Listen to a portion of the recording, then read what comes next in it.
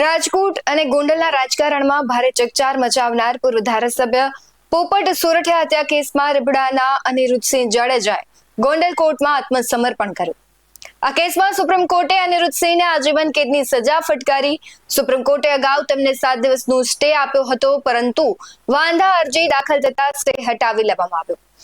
ત્યારે ગઈકાલે સાંજે 8 વાગ્યા સુધીમાં હાજર થવાનો આદેશ આપવામાં આવ્યો હતો અને આદેશનું પાલન કરતા અનિરુદ્ધસિંહે કોર્ટ સમક્ષ હાજર થઈને આત્મસમર્પણ કર્યું. આ ઘટના બાદ રાજકીય વર્તુળોમાં ભારે ગરમાવો આવ્યો છે, પણ આ બધાની વચ્ચે એક સવાલ થઈ રહ્યો છે કે શું અનિરુદ્ધસિંહની ધરપકડ પાછળ કોઈ રાજકીય પરિબળ કામ કરી રહ્યું છે કે શું? આમ તો સૌ કોઈ જાણે છે કે અનિરુદ્ધસિંહ જાડેજાની ધરપકડ થશે તો તેમને હજુ 15 મહિના જેટલો સમય જેલમાં વિતાવવો પડશે. અને હવે આ ધરપકડ થઈ ગઈ છે અને હવે તેમને જેલમાં ખાસો એવો સમય છે વિતાવવો પડશે. આ સમયગાળા દરમિયાન કોને ફાયદો થશે અને અનિરુદ્ધસિંહના વર્ચસ્વનો અંત આવશે કે ઘણા બધા આવા સવાલો છે તે અત્યારે થઈ રહ્યા છે અને આ બધા જ સવાલોની વિગતવાર ચર્ચા કરવી છે.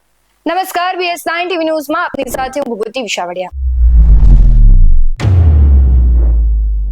સૌથી પહેલા વાત કરીએ તો 1988ના પોપટ લાખા સોરઠિયા કેસમાં ગોંડલ સેશન્સ કોર્ટે 1994માં અનિરુદ્ધસિંહને પુરાવાના અભાવે નિર્દોષ જાહેર કર્યો. ત્યારબાદ સરકારે ટાડા એક્ટ હેઠળ સુપ્રીમ કોર્ટમાં અપીલ કરી અને સુપ્રીમ કોર્ટે 10 જુલાઈ 1997ના રોજ અનિરુદ્ધસિંહને આજીવન કેદની સજા ફટકારી. જોકે ત્યારબાદ 3 વર્ષે પોલીસે તેને પકડી શકી નહીં, એટલે 2000માં તેમને જેલમાં મોકલી દેવામાં આવ્યા. અનિરુદ્ધસિંહ જાડેજાના પુત્રએ 29 જાન્યુઆરી 2018ના રોજ તાત્કાલિક જેલ IG TS બિષ્ટને પત્ર લખીને માફી પર મુક્ત કરવાની વિનંતી કરી. આ પત્રને ધ્યાનમાં લઈને તેમને જેલમાંથી મુક્ત કરવામાં આવ્યા.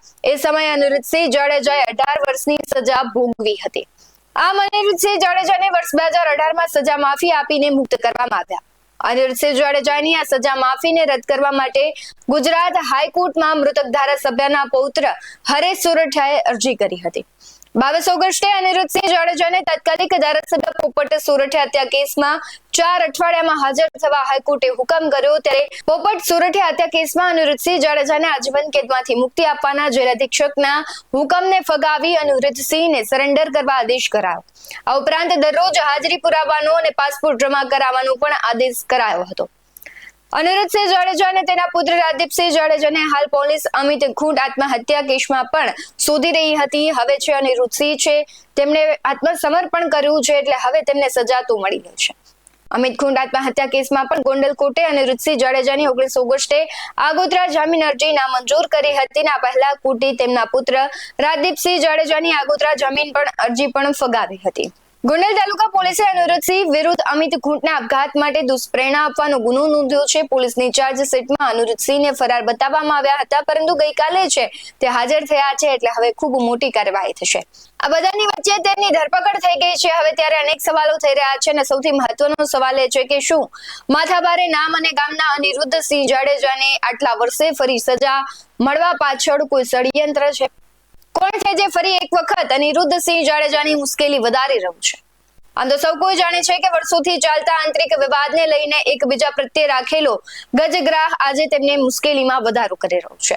ત્યારે હવે જોવાનું રહ્યું કે પોપટ લાખા સોરઠિયા કેસ અને અમિત ખૂંટ આત્મહત્યા કેસમાં અનિરુદ્ધસિંહને સજા મળે છે તો તેમને 15 મહિના હવે જેલમાં વિતાવવો પડશે સમય. અને જો હવે આજે સમય વિતાવશે દરમિયાન કહેવાય છે કે તેમનું વર્ચસ્વ છે તેના પર ઘેરી અસર પડશે.